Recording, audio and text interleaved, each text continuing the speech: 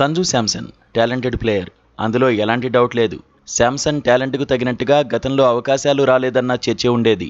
T20 world కప్లోనూ Samson first choice ఓపెనరేమీ కాదు. అభిషేక్ శర్మ, ఇషాన్ కిషనే ఓపెనర్లు. కానీ టోర్నీ ఆరంభంలో టీమిండియాకు సవాళ్లెదురయ్యాయి. సంజు శాంసన్ను దించక తప్పలేదు. అలా వచ్చిన సంజు శాంసన్ టీమిండియా రేంజ్ను మార్చేశాడు.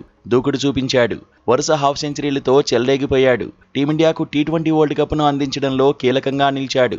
అయితే ఆ తర్వాత మాత్రం శాంసన్ ఆకట్టుకోలేకపోతున్నాడు. వరుసగా 3 మ్యాచ్ల్లోనూ ఫెయిల్ అయ్యాడు. ఐర్లాండ్తో తొలి టీ20లో 5 పరుగులు సాధించాడు. రెండో టీ20లో డకౌట్గా వెనుదిరిగాడు.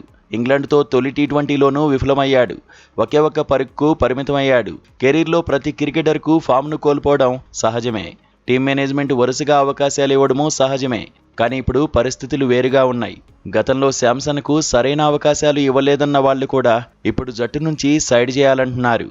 అందుకు వైభవ్ సూర్యవంశీనే కారణం. కుర్రాడి అంతర్జాతీయ ఎంట్రీ కోసం అభిమానులు ఆసక్తితో ఎదురుచూస్తున్నారు. ఫామ్లో లేని సంజు శాంసన్కు మళ్లీ అవకాశాలు ఇచ్చే బదులు ఫామ్లో ఉన్న వైభవ్ సూర్యవంశీని ఆడించాలని డిమాండ్ చేస్తున్నారు. టీం మేనేజ్మెంట్ మాత్రం ఇప్పటికైతే సంజు శాంసన్కే మద్దతుగా నిలుస్తోంది. వరల్డ్ కప్ హీరోకు అవకాశాలిస్తూ గౌరవిస్తోంది. వరల్డ్ కప్లో చేసిన సేవలను మర్చిపోలేదని ఛాన్స్ ఇవ్వడం ద్వారానే చెబుతోంది. అయితే టీం మేనేజ్మెంట్ ఇస్తున్న అవకాశాలు ఇప్పుడు శాంసన్ వినియోగించుకోవాల్సిందే. బ్యాట్తో టచ్లోకి రావాల్సిందే. ఈసారి విఫలమైతే మాత్రం సోషల్ మీడియాలో మరింతగా విమర్శలు పెరిగే ప్రమాదం ఉంది.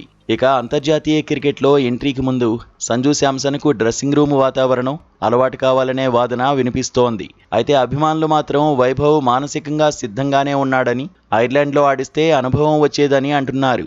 కొందరు మాజీలు కూడా సూర్యవంశీని ఎక్కువ కాలం బెంచ్కు పరిమితం చేయకూడదని సూచిస్తున్నారు. ఇప్పటికైనా ఇంగ్లాండ్పై బరిలో దింపాలంటున్నారు. మొత్తంగా సంజు శాంసన్ ప్లేస్ డేంజర్లో ఉందని చెబుతున్నారు.